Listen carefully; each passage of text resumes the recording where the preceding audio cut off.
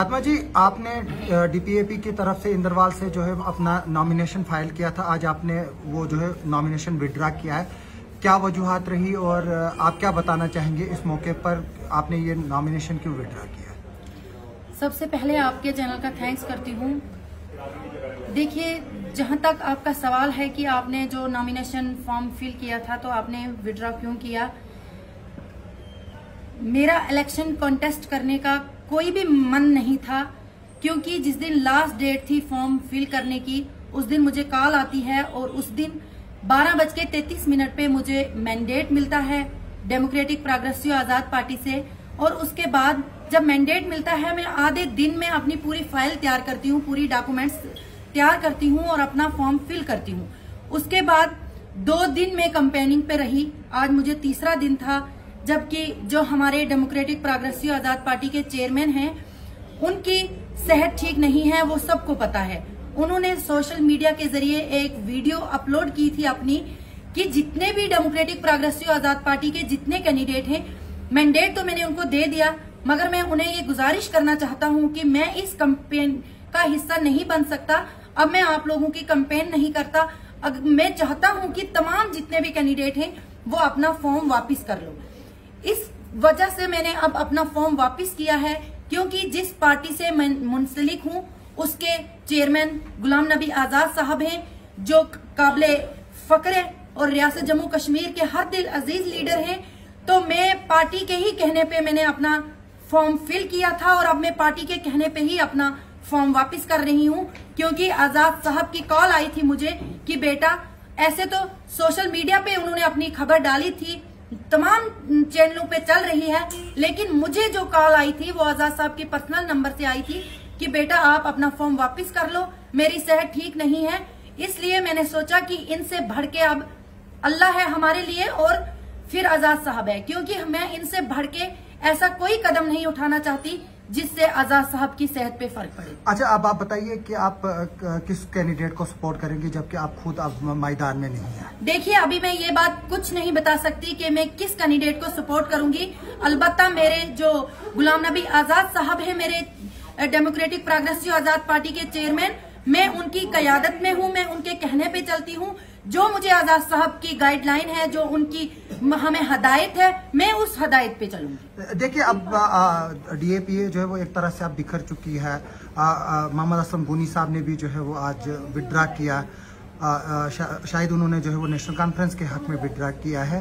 तो आप क्या बताएंगे इसको, अब अगले का रहे अमल क्या रहेगा? क्योंकि अभी आपका पॉलिटिकल कैरियर जो है वो काफी ज्यादा आगे है, क्योंकि आपकी उम्र भी कम है और आगे सफर काफी लंबा है, तो किसके साथ आप जाएंगी? आप देखिए, मैं किसी के साथ नहीं जाऊंगी। जब तक गुलाम नबी आजाद साहब की सांसों में जान में सांस है, तब तक मैं आजाद साहब की सपोर्ट करती रहूंगी, उनकी हमायत करती रहूंगी, क्योंकि उनका एक अच्छी तरह हमारे सर पे हाथ है।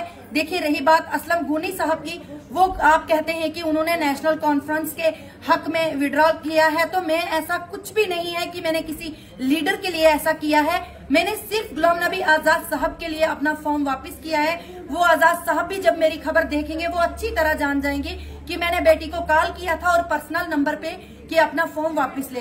रही बात मेरे पॉलिटिकल कैरियर की, तो इंशाल्लाह अभी तो मैं बच्ची हूँ, मुझे ऐसे कोई फर्क नहीं पड़ेगा, लेकिन मैं इंदरवाल की आवाम से हाथ जोड़ के माजरत चाहती हूँ कि जिस इंदरवाल की आवाम ने मुझे 3 दिन में इतना प्यार दिया कि हजारों की तादाद मेरे साथ लोग जुड़ गए, मैं उसके लिए माजरत चाहती हूँ। और उनसे मैं ये गुजारिश करना चाहती हूँ कि आप अपने हौसले मत तोड़िए, क्योंकि वहाँ की जो खास करके जो ट्राइबल कम्युनिटी है उन पे बड़े जुल्म और सितम हुए हैं। मैं उनसे माजरत चाहती हूँ, क्योंकि उन्होंने बहुत अच्छी तरह वहाँ से मुझे सपोर्ट किया, प्यार दिया, मैं उनका शुक्रिया अदा करती हूँ। लेकिन मैं उन्हें कहती हूँ कि ये मेरी मजबूरी है, मैं अपने जो मेरे गुलाम नबी आजाद साहब चेयरमैन हैं, मैं उनके कहे के बगैर अब अपना आगे ये कदम नहीं उठा सकती, इसलिए मैं उनसे माजरत चाहती हूँ। वोटर से क्या अपील करेंगी आज आप? जो देखिए, वोटरों से मैं यही अपील करना चाहती हूँ, जो भी सेकुलर पार्टी है, जो भी सेकुलर लीडर है, आप उसके पीछे चलिए, उसको वोट कीजिए, ताकि जो ऐसे ही कैंडिडेट हैं जो वोट बांटने के लिए हैं या फिर काटने के लिए हैं, उनको ऐसे कैंडिडेट को आप सपोर्ट मत कीजिए जो आपको लगता है कि सचमुच में आपको डेवलपमेंट की तरफ ले जाता है। आप अगर बीमार हो जाते हैं, आपके परिवार के लिए वो सब करता है, आपके बच्चों की शिक्षा के लिए सब कुछ करता है, तो आप उसको सपोर्ट कीजिए। आप ऐसे लीडर के पीछे मत चलिए जो आपसे वोट लेके फिर 5 साल नजर नहीं आते। ऐसे वोट आप कैंडिडेट को सपोर्ट मत कीजिए। तो क्या आपका इशारा गुलाम मोहम्मद सुरूरी साहब की तरह है, जो आपके मेंटर भी रहे हैं पहले? देखिए, मैं किसी की तरफ इशारा नहीं कर रही हूँ। आप मुझे सीधा सीधा सवाल पूछिए, जैसे मैं आपको सीधा सीधा जवाब दे रही हूँ। क्योंकि आपने मुझे, जब मैं फॉर्म फिल करने आई थी, उस वक्त भी आपने मुझे गलत क्वेश्चन पूछा था। इसलिए सुनिए मेरी बात, सुनिए मेरी बात, सही बात है, मगर मैं कोई किसी की तरफ इशारा नहीं कर रही हूँ। आपका क्वेश्चन था कि आप वोटर को क्या कहना चाहते हैं। देखिए, मैं वोटरों को वो जनमन बोलना चाहती हूँ कि आप उसी बंदे को सपोर्ट कीजिए जो आपके पक्ष में खड़ा होता है। तो इसमें गलत कोई भी बात नहीं है, वो चाहे कोई भी लीडर हो।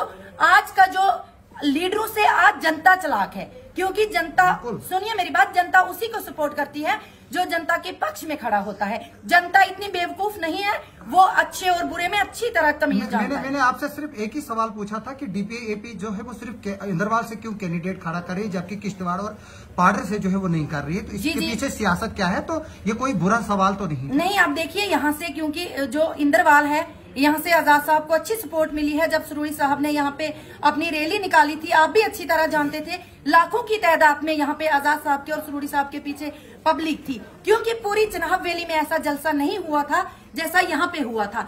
तो जाहिर सी बात है कि आजाद साहब ने भी सोचा होगा, हमारी पार्टी ने सोचा होगा कि इंदरवाल से कैंडिडेट उतारना जरूरी है, और जब उतार दिया, अब आजाद साहब की सेहत ठीक नहीं है, उन्होंने वापस वो अपना फॉर्म ले लिया।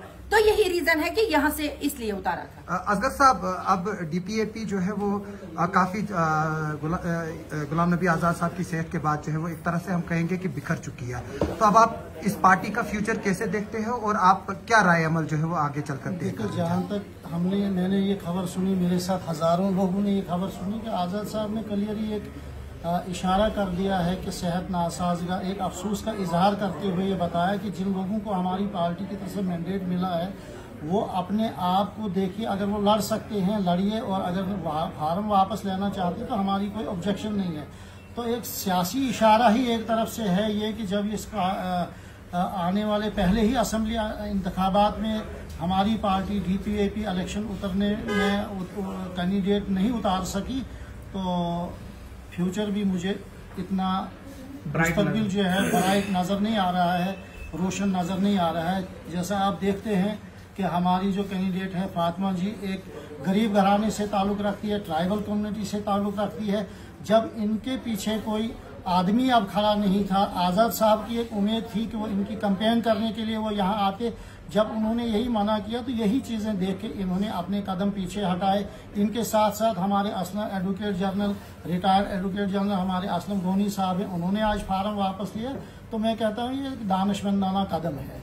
तो अब आपका क्या फैसला रहेगा आगे चलकर? देखिए, आगे चलकर अब इंतखाबात हैं, हम तो यही देखेंगे, और जहाँ जहाँ हमारे कैंडिडेट्स ने फॉर्म वापस लिए हैं तो हम लोगों को यही बताएंगे कि जिन लोगों ने आज तक आपकी खिदमत अच्छे तरीके से की होगी, एक जिस शख्सियत ने की होगी, तो आप अक्लमंदी और दानिशमंदी का मुजाहरा करते हुए जीतने वाले कैंडिडेट की तरफ चले जाइए, उनको वोट दीजिए। और खासकर ये ध्यान रखिए कि क्रिमिनल ताकतें जो इस रियासत जम्मू और कश्मीर के लोगों को हिंदू और मुसलमान में तकसीम करना चाहती है, जो क्रिमिनल लाइनों पे चलती है, उनको कम से कम इस हुकूमत से, इस रियासत से और अपने वोटों से दूर रखिए।